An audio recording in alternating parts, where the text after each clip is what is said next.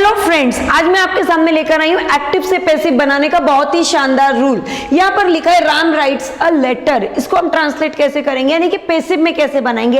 A letter is written by Ram, ऐसा तो सभी बताते हैं, आपने क्या गोल्डन रूल लिया। तो चलिए आगे बढ़ते हैं। यहाँ पर हम देखेंगे, यहाँ पर ये जो पेज है ना, सबसे इंपॉर्टेंट पेज है और इसका आप स्क्रीनशॉट भी लेंगे, लेकिन अभी लेके फायदा नहीं है, पहले आपको समझना होगा। अब यहाँ पर एक सेंटेंस देख लीजिए, ही हेल्प्स मी, वह मेरी मदद करता है। तो पैसिव बनाने के लिए आपको थोड़े से रूल्स ध्यान में रखने होंगे। फर्स्ट थिंग, ऑब्जेक्ट की वैल्यू को आपको बढ़ा देना होता है। जो भी ऑब्जेक्ट होता है ना, उसकी वैल्यू को बढ़ा देना होता है। सब्जेक्ट की वैल्यू को डायरेक्टली क्रॉस कर देना होता है, यानी कि जीरो कर देना होता है। First thing. सेकेंड थिंग, आप जब भी पैसिव बनाएंगे तो आपको टू बी का स्ट्रक्चर मालूम होना चाहिए। वो हमेशा आपके ऑब्जेक्ट के बाद में टू बी का स्ट्रक्चर कंपलसरी लेना होता है। देन उसके बाद में वर्ब का थर्ड फॉर्म आता है। देन उसके बाद में जो सब्जेक्ट होता है वो ऑब्जेक्ट बन के आ जाता है। ये तो हो गया थ्योरी का पार्ट। अब यहाँ पर इसको समझ लीजिए। अभी मैंने फर्स्ट थिंग क्या बोली थी, ध्यान दीजिए। मैंने बोला था ऑब्जेक्ट की वैल्यू को बढ़ा दीजिए। ऑब्जेक्ट यहाँ पर मी है, उसकी वैल्यू कैसे बढ़ाएंगे। आप मी तो यहाँ पे लिख नहीं सकते ना,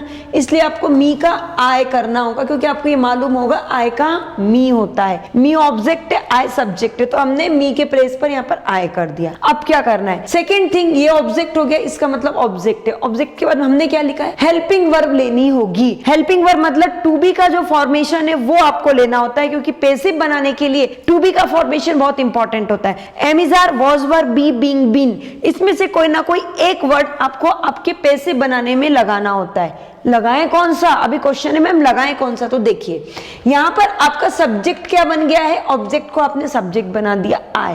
अभी आई को लेकर के मैं इन सबके घर पर जाऊंगी कि अपार्टमेंट्स मान लीजिए, नहीं, मैं क्या करूंगी, मैं यहाँ पर देखूंगी मेन वर्ब। मेन वर्ब है यहाँ पर हेल्प्स। हेल्प्स समझते ही मुझे ध्यान आ गया, क्योंकि मैंने जो टेंसेस पढ़े ना 2 घंटे में या 2 मिनट में नहीं पढ़े, मैंने फुल एक्टिविटी के साथ पढ़े, तो इसलिए मुझे ज्यादा इस पर कॉन्सेंट्रेशन की जरूरत नहीं होगी। मैं तुरंत समझ गई हेल्प्स लिखा है तो ये सिंपल प्रेजेंट टेंस का एक्शन वाला पोर्शन है। और हेल्प्स का यूज हम कहाँ पे करते हैं, जहां पर हमारा सब्जेक्ट सिंगुलर होता है, एक वचनीय सब्जेक्ट होता है, तो वर्ब को एसएस लगा देते हैं। तो मेरा ये तो कॉन्सेप्ट क्लियर हो गया कि मुझे इतने सारे अपार्टमेंट से केवल प्रेजेंट टेंस के अपार्टमेंट में जाना है। तो एम इज आर ये प्रेजेंट टेंस के अपार्टमेंट है। अब मैं क्या करा, मैंने सब्जेक्ट को लिया, क्योंकि अभी एम इज आर में से मैं लू किसको, मैं यहाँ पे ऐसा लिखूं कि I am, I is, I R, नहीं, मैंने क्या किया, सब्जेक्ट को उठाया। फिर मैंने बोला सब्जेक्ट तू मेरे साथ चल, तुझे जो कोई भी फिट बैठेगा तू अपने साथ उसको लेकर आ जाना। आए गया आर के पास, आए गया इज के पास, आए गया एम के पास, एम को उठा के लेकर आ गए, हमने यहाँ पर एम लिख दिया।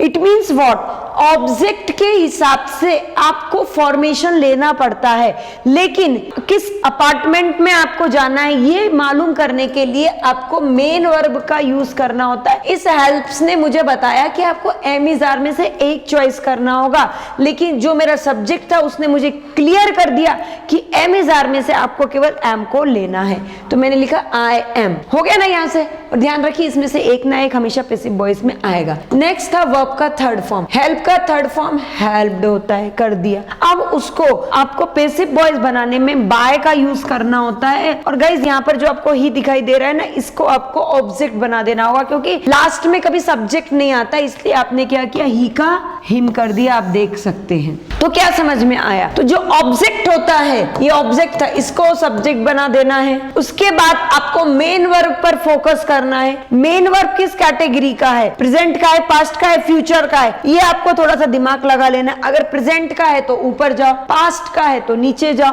बी, बीइंग, बीन, ये आपको हम कहां पर बताएंगे, जब हम मॉडल्स में इनका यूज करते हैं। सेकेंड थिंग, अगर हमें ये मालूम पड़ गया है, अब हम अगर हम इस कंपार्टमेंट में जाते हैं, इसमें जाते हैं या इसमें जाते हैं, किसको लेना है, तो इसके लिए आप सब्जेक्ट का यूज कीजिए। जो ऑब्जेक्ट के रूप में जो सब्जेक्ट मिला है वो यहाँ उस हिसाब से आप यहाँ पर एम इज आर लगाएंगे, वर्ब का थर्ड फॉर्म लगाएंगे, और लास्ट में आपको बाय लगा करके जो आपका सब्जेक्ट है उसे ऑब्जेक्ट के रूप में आपको ले लेना होता है। तो इंपॉर्टेंट थिंग क्या है, ये चार्ट इंपॉर्टेंट है। इस चार्ट में से आपको कुछ ना कुछ उठाना ही पड़ेगा, कंपलसरी है।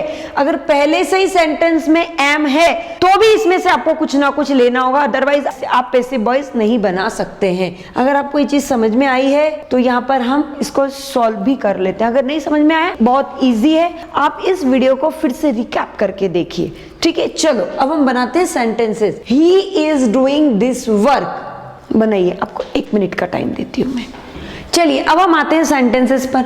He is doing this work. आप सेंटेंसेस बनाइए, वीडियो को पॉज कीजिए और मैं यहाँ पर आपको एलेबरेशन के साथ में बताऊंगी कि मैंने ये पैसिव वॉइस कैसे बनाया। वीडियो को पॉज कर दीजिए अगर आपको अपने आप को चेक करना है। तो ये दिस वर्क है ना, हमारे जो मेन वर्ब के बाद में जो आता है उसको हम ऑब्जेक्ट बोलते हैं। ये ऑब्जेक्ट है, इस ऑब्जेक्ट को मैंने क्या किया है, यहाँ पर लिख देना है this work. Clear?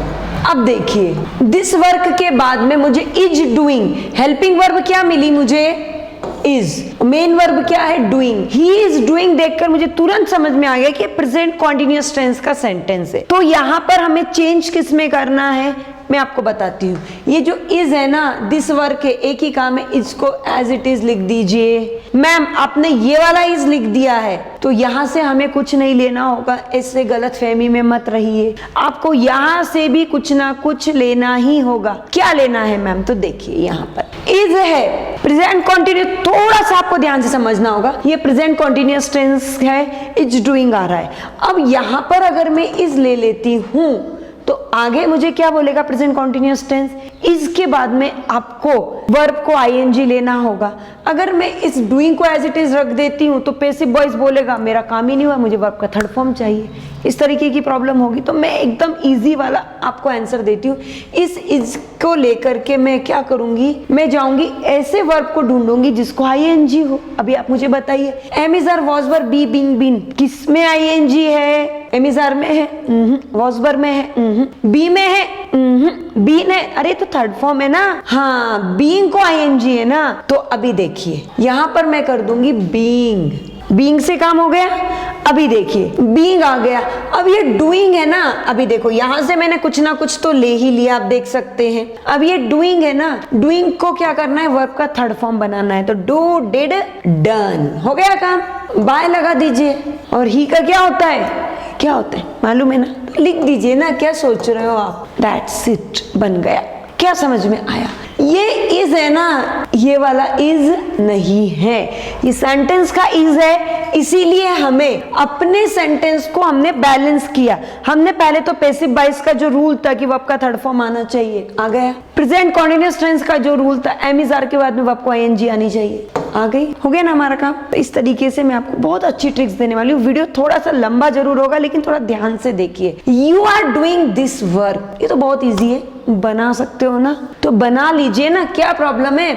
This work को यहाँ लेना है, अभी दिस वर्क है, आर को ले लेना है, नहीं लेना है। दिस वर्क मतलब एक ही काम, यह काम, तो आर की जगह इज का यूज कर लो क्योंकि एक ही काम है, सिंगुलर का यूज है। अभी इसके बाद में क्या करना है, जो यहाँ पर किया था वही करना है। क्या करोगे, बीइंग लगा दो, BEING, स्पेलिंग पे मत जाइएगा, बीइंग। डूइंग का कर दो डन और बाय का कर दो बाय, यू का यू ही होता है, मालूम होगा आपको। यहाँ पे दिस वर्क लिख दो, हो गया ना। नेक्स्ट है, ही रोट अ लेटर। किस टेंस का सेंटेंस है, पहले तो ये मालूम होना चाहिए किस टेंस का है। Past tense, past continuous tense, past perfect tense. Of course ये सिंपल पास्ट टेंस का सेंटेंस है। ही रोट अ लेटर, उसने लेटर लिखा। पैसिव वॉइस बनाने के टाइम पर आपको टेंस की नॉलेज भी बहुत ही बेहतरीन होनी चाहिए। अब क्या करेंगे, फर्स्ट रूल, डोंट थिंक, ये हमारा ऑब्जेक्ट है, यहाँ पे डायरेक्टली लिख दो अ लेटर। मैं कर्सिव में लिख रही हूँ लेकिन मैं बोल भी रही हूँ ताकि आपको क्लियर हो जाएगा। अ लेटर, अब बोलिए। अभी अ लेटर के बाद में आपने क्या देखना है, मेन वर्ब को देखो, रोट लिखा है यानी कि वर्ब का सेकंड फॉर्म है। यानी कि यहां से हम रोट को ले लें तो मुझे वॉज और वर्ब में से किसी एक को चूज करना होगा, एक ही मेरी चॉइस होगी। एम इज आर नहीं आएगा क्योंकि पास्ट टेंस नहीं है। बी, बीइंग, बीन को छोड़ दो। वॉज और वर्ब में से मैं लूं किसे, चलो फिर से देखते हैं। यहाँ पर अ लेटर है, एक ही पत्र यानी कि सिंगुलर फॉर्म है, एकदम ईजी है। मुझे यहाँ से वॉज को लेना है, मैं यहाँ पे लिख दूंगी अ लेटर वॉज। रोट का थर्ड फॉर्म क्या होता है मालूम है ना, right, wrote, absolutely correct, written. यहाँ पे लिख दो रिटन, बाय लगाकर ही को बना दो, उसकी वैल्यू कर दो कम, बाय हिम। हो गया ना, एकदम इजीली हो गया। चलो, ही वॉज डूइंग वर्क, वह काम कर रहा है। बनाइए इसको, वर्क। अभी सोचो, वर्क के साथ में अभी वर्क है ना, तो वॉज तो एज इट इज लिख दो, वर्क वॉज। अभी बताओ क्या होगा। अभी देखिए, he was doing this work ज्यादा अच्छा लग रहा है, हम यहाँ पे दिस वर्क कर। अब चलते हैं आगे, नेक्स्ट सेंटेंस है he was doing this work, वह यह काम कर रहा था। तो चलिए अब हम क्या करेंगे, दिस वर्क को हम यहाँ पे रख देंगे क्योंकि ऑब्जेक्ट को हमें सब्जेक्ट बनाना है। फिर ये वॉज है, वॉज तो चलेगा, वॉज को हम पैसिव वॉइस में कंसिडर नहीं कर रहे हैं, दिस वर्क एक ही काम है, इसलिए वॉज को रख देंगे। अब मुझे बताइए, हम चार्ट में जाएंगे, अभी वॉज है, वॉज तो हमारे पास पहले से ही है, और ये टेंस कौन सा था, पास्ट कॉन्टिन्यूअस टेंस था, वॉज डूइंग आ रहा है। हमें पास्ट कॉन्टिन्यूअस टेंस को पैसिव वॉइस में बदलना है, तो क्या करेंगे, रटिए बिल्कुल भी मत। यहाँ पर ध्यान दीजिए कि वहां पर वॉज तो हो गया है, अभी वॉज के साथ में हमें वर्ब को आईएनजी वाला कोई ना कोई वर्ड चाहिए, तो ऑब्वियसली हम बीन को ही अपने साथ में ले जाएंगे और यहाँ पर लगा देंगे। थोड़ा सा ध्यान से समझने की कोशिश करेंगे तो आपको आ जाएगा। वर्ब का थर्ड फॉर्म लगा दो, डन बाय हिम। आ गया समझ में, हुआ क्लियर।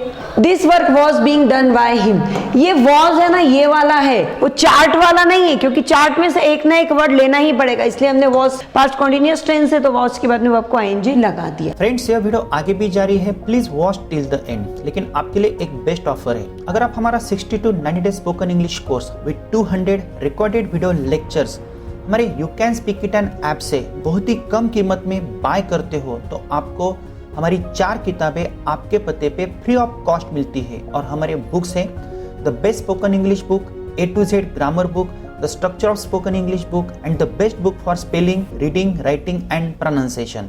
तो यह ऑफर कुछ ही दिनों तक सीमित है, आप उसका लाभ ले सकते हो। तो तुरंत आप हमारा you can speak it an app install करें।